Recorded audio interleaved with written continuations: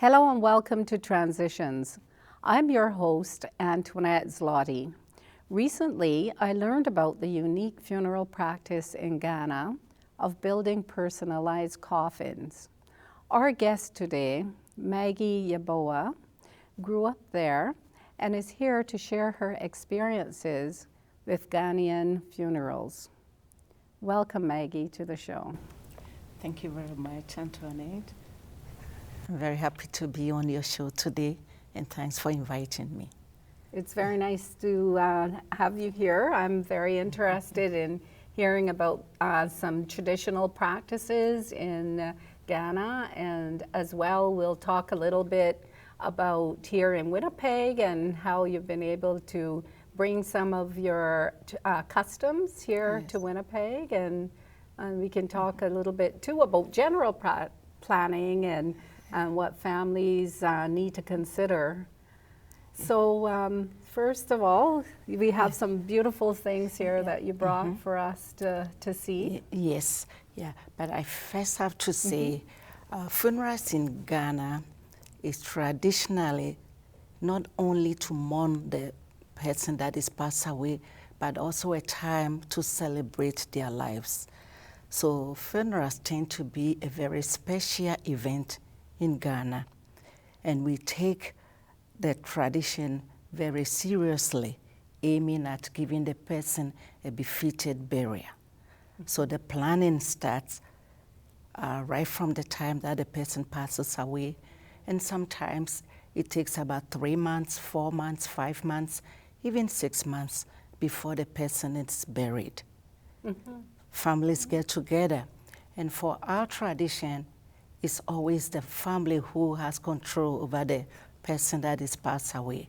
So the family, namely the elders in the family, are the ones who makes the final decision. Children or husbands or wives all stay behind. They get to have their say only if they obtain permission from the elders of the family. So planning is all done by families. Most of the time it depends on the tribe where you're coming from. Each region of Ghana has a different practices.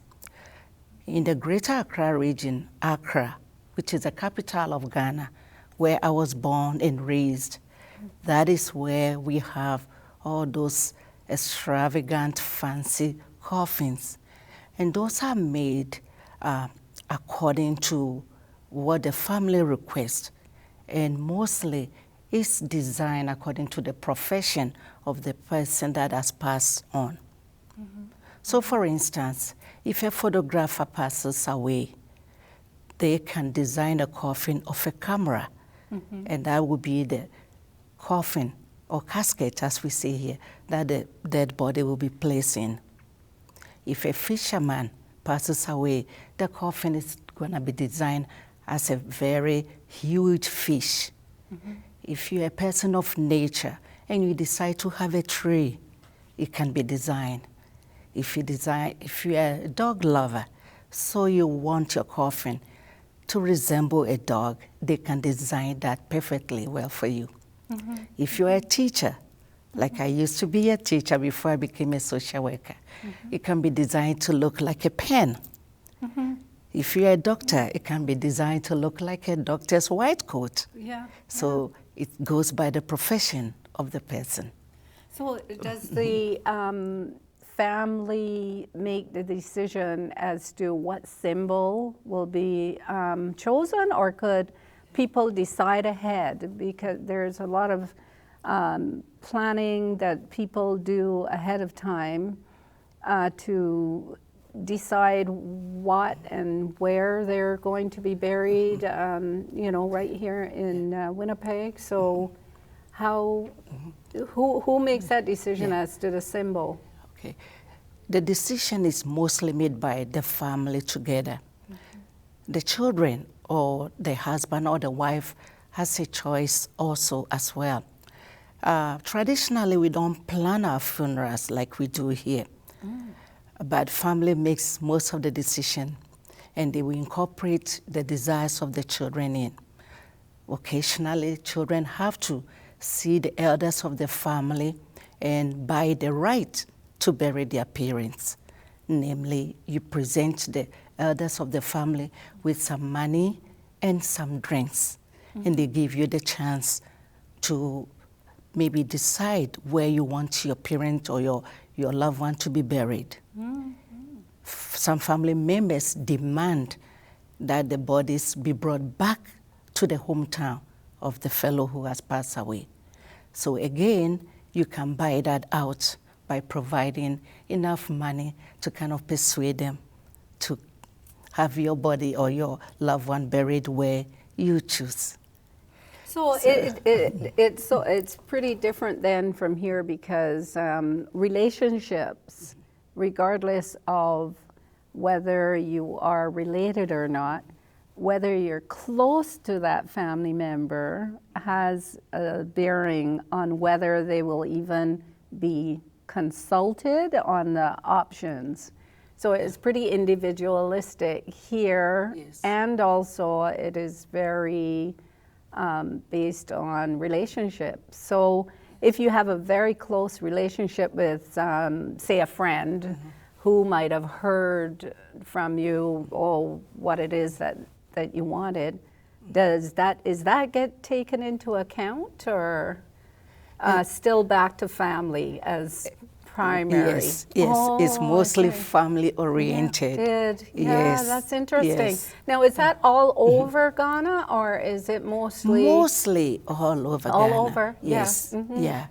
But again, different families make different decisions. Decisions, Yes. yes. So if an elder of the family can demand that, let's say, for instance, if I pass away here, my body to be brought back to Ghana and specifically to my hometown. So if my children or my family here are not able to do that, they can send some money back home to buy the right to have me buried in Canada. Oh, I see. Yeah. I see. Yeah. And if the person wants to go, or wanted to go, Yeah. Then they take the body. they would pay, because I understand it's very expensive It's very to expensive. transport people. Like, I've made a decision to be buried here. So my children or my family here knows to have my body buried here.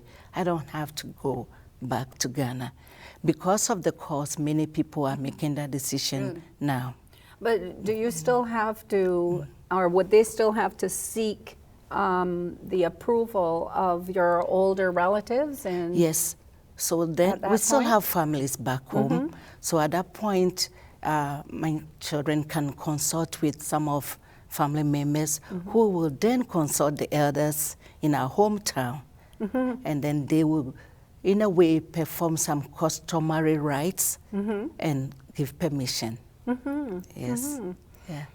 well, that's interesting Yes, because yeah. it's very different, very Yes, different. yeah. So you have some interesting pictures here that we Yes. were starting to take a look at.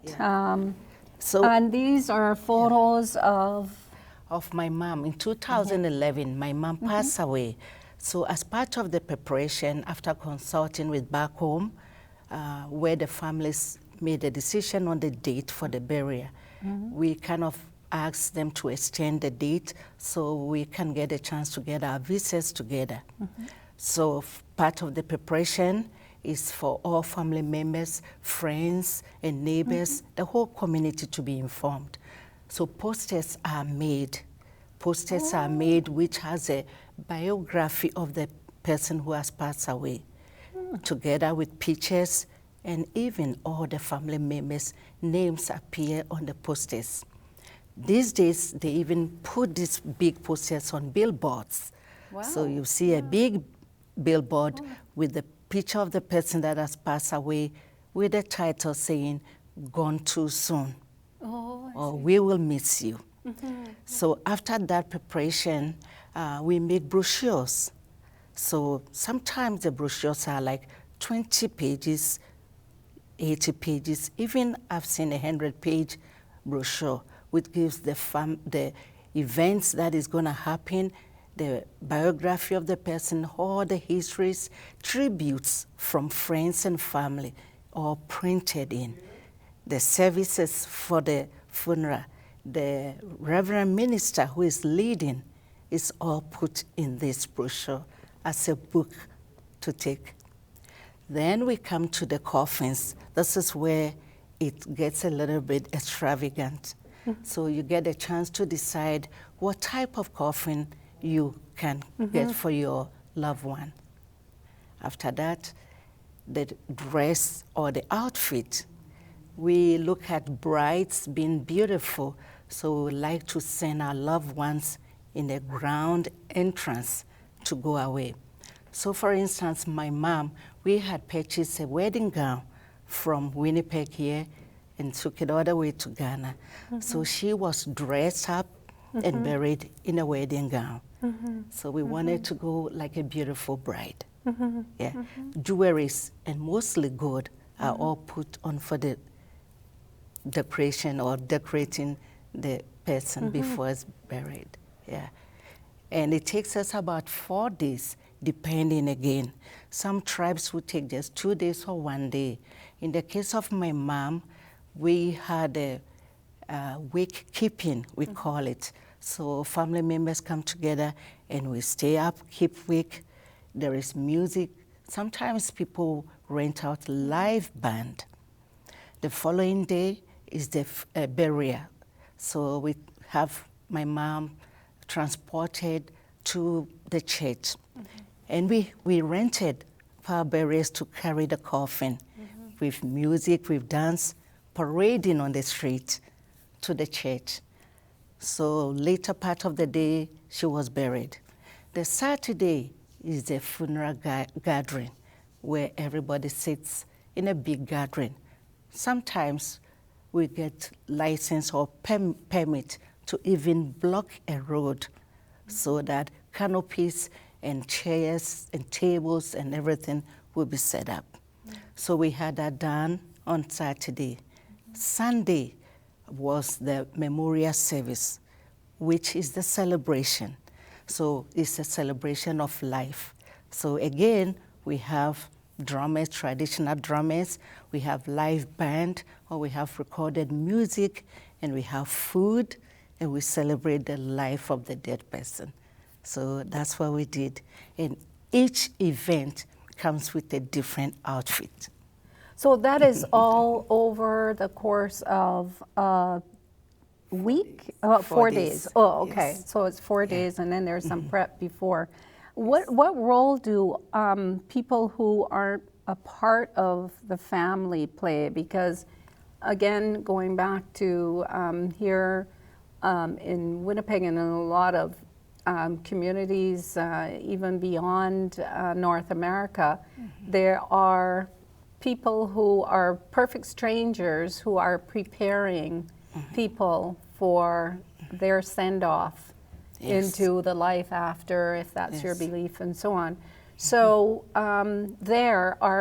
is the person being prepared by family members or by strangers or people specially hired? How? Yes, people are hired. Specially hired? Yes, yeah. So the body is kept in the mortuary for a while to allow all the preparations to go on.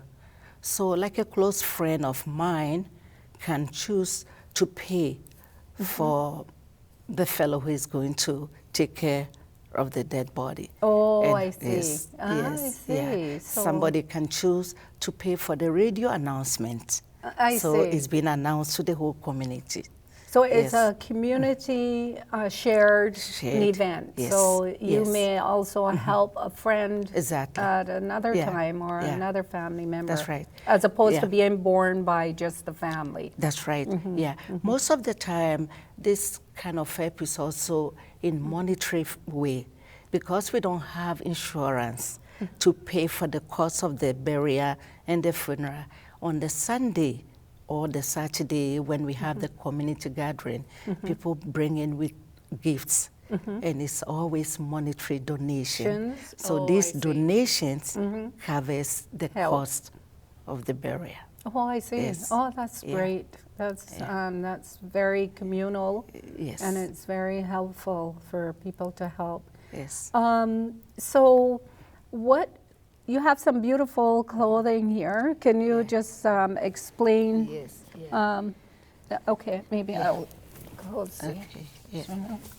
So in the case of my mom, my sister decided to have a kind of like a shirt with her picture in, her name, and a quotation, which is saying, if our God decides to give us a mother, we will always love to have you as a mother. Sweet mother, thank you. I see. So, yeah. And, That's nice. That's and very again, lovely. Very nice. traditionally, close family members are supposed to wear all black during the time that the body is laid in state. Yeah. And after the funeral, when we decide to have celebration of life, because we are celebrating, and white symbolizes victory, together with the person away, we celebrate with black and white. So then this will be what we will wear. We have different styles, and we have in pattern different too, like and different pattern here patterns. Yes, is, yes, yeah. So this Yeah. represented the individual who's This funeral? represents the clan. Where clan. Yes, Oh, I see. yeah, Oh, okay. yeah. Each family comes from a clan, different ones, yeah. So these are some of our symbols that we have. Oh, I see. Yeah, Oh, okay. In general, many people will choose black and red. So black and red can represent any person at all. Yeah. It used to be, if the person is an elderly person, we will wear black and white because the person has lived a long life and is now going away. So it's a celebration of life. It becomes a black and white. If somebody accidentally passes away or dies through an accident, people choose more red, because red to them symbolizes that you are in so much pain. Yeah. So So these are clothing Yeah. that were specially designed. yes. Now, is there a designer here in Winnipeg that designs clothes, or would you have to take it to anyone who is able to? We will have to have it made back home. Oh, is that right? It's Yes. made back yes. in Ghana. Yeah. We don't have any designer here that can makes for us. In Toronto, they have so many Ghanaians that make them. Oh, I Yes. see, but not in Winnipeg. Not in Oh. Winnipeg. Yeah, Yeah, so so all that- these clothes were made from back home. Oh, I see. Oh, Yes. okay. So Yeah. there's something Yeah. that somebody Yeah. here in Winnipeg Yeah. might be interested Yes, in yeah. getting into too, Yes. is making some special. So would the family have decided what special design, like how many frills, Yes. how long the outfit would be, how short, or Family decides on what kind of prints The and, print. and what design, but it's up to the individual to design the clothes how they want it to be. oh, Yes. I see. So it can be a there's long some- one, it can be short. But again, traditionally, if it's your mom that passed away, or your wife, your husband, grandma, you're supposed to be a bit like modest. So I see. you're not supposed to dress so fancy. It's all black. One tribe back home will even have the members shave their hair and put on a black scarf, or they will wear only black, and the outfit will be put the traditional way, where the cloth is just wrapped around, showing their mourning. So these are mostly for women. So Yeah. I just thought about the guys. Yes, And yes. what do the guys wear then? So the guys, yeah, will wear the Because same I think thing. you have some, you do have some examples. some pictures, yeah. Some pictures, yeah. They will wear the same thing but made in the shirt form. Or a traditional cloth, where it's a big cloth, like 10 yards, and they'll just have to throw it, wrap around, Oh, I and see. throw it on the shoulder. Oh, Yes, okay. yeah. Yeah, because Yes, I think we had talked about some of that from Yes. before. And these are some lovely pictures that you have. Yeah, of that's just family one, like a members? guy. That's Yes, okay, yes, definitely. Now, let's talk a little bit about a little bit maybe about the pressure to be doing things in a culture that is not the dominant culture that you're from, right? So, do you find that maybe some of the younger generation are maybe starting to think, no, I don't really quite go with that cultural approach. I think I would like to break away from that a little bit and go more to the individualized, away from the family approach. Have you heard of any youngsters who are talking about that? Actually, no. No? If anything, Really? some of the young ones are even increasing. So it's like the T-shirt that I'm saying. It used to be, there was no T-shirt when somebody passes away. Now they've introduced that.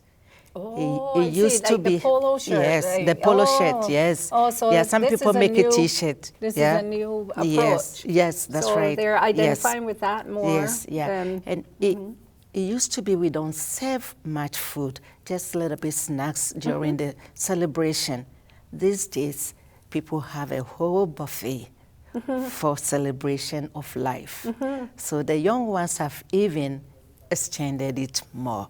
They've extended into Yes, that. yeah. Now, okay, let's throw something else out. Yeah. Planning for someone where there is a mixed marriage. And you have two cultures that are very different in Yes. Are there some support though for that? The fact that recognizing that some people are marrying outside of their culture, so we have to maybe give a little bit in terms each way. Give each way, because Yes. no one Yes. way is really the right way, is it? Yes. Yes. However, is that happening a bit where you've Yeah. seen some? Yeah, yeah, that mixed is happening. marriages? Take for instance, in Ghana, we have Muslims, we have Christians, we have other religions, and we all live peacefully together. So there may be someone from the Muslim religion married to a Christian. We still have tradition in between there. If it's the man that passes away and the man is the one with the Muslim religion, we will follow the Muslim religion, where they don't keep the bodies for long. The body is supposed to be buried before sundown, or these days they go a little bit more for like 3 days. And they don't have a big celebration like we do. They will celebrate 40 days after the person has passed away. Other tribes also will celebrate 40 days, but in a different way. And here, yes, we compromise. So we will go the Canadian way, yes. And we'll add a little bit of Ghanaian tradition in. Yes, as well. Yeah. Yeah. So one other thing that we do when we bring it to Winnipeg here, back home, we will visit the home of the dead person, or we will join them to mourn their loss. So when we hear the information, we will visit to find out if what we've heard is true. So we will make a journey and go to the person's house. We will tell the person, we're here because we heard of your loss. We came to mourn with you, first to find out if what has happened is true. Yes, we heard, but we want to hear it from you. So we will sit with the person, and then we find out also what are the arrangements made. Is it going to be the same like back home, or is it going to be the Canadian way of burial? So whatever the decision, sometimes people make a decision to go back home. So a group of us, or all of us, we will contribute in a way to support the person's trip going back home. It would appear that the journey, or for the family, is a major journey as well. Like not only, you have the immediate family making that change and that transition, but the rest of the family as well. Yes. Sounds like there's a very big network of people. And it is different, but as I said, just because something is different doesn't mean that it's good or bad. It's That's just different from what we're used to.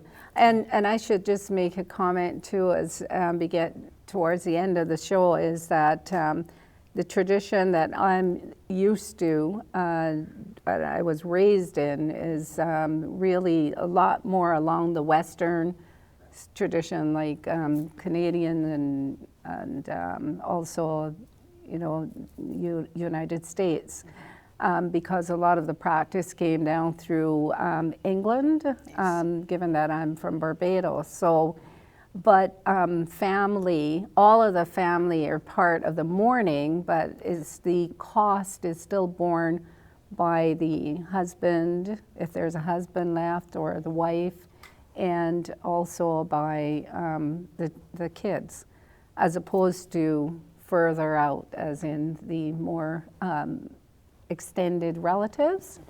And so making the change for me wasn't as big an adjustment to how it is here in Canada.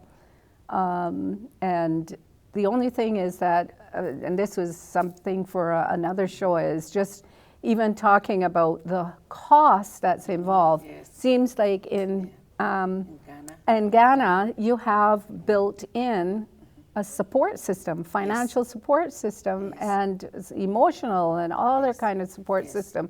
Whereas here, if we left it up to the oldest person in the family to make the decision, it could really bankrupt you. Because the thing would be, they could say, well, this is what I want. Yeah. And then maybe the husband or the wife and the kids can't afford it. So maybe that's why a lot of it came down to, okay, make some plans on your own. Yeah. Do some planning Yes. on your own, and try to Yes. make sure that you have in place some of the finances to do what you want. Yes. But it's really good that you are here Yes. to share Yes. the customs, you know, with us. And I'm sure our viewers are very happy. Yes. So I'm very thankful that you were able to be here to share your culture. And we are wanting people to continue to watch Transitions.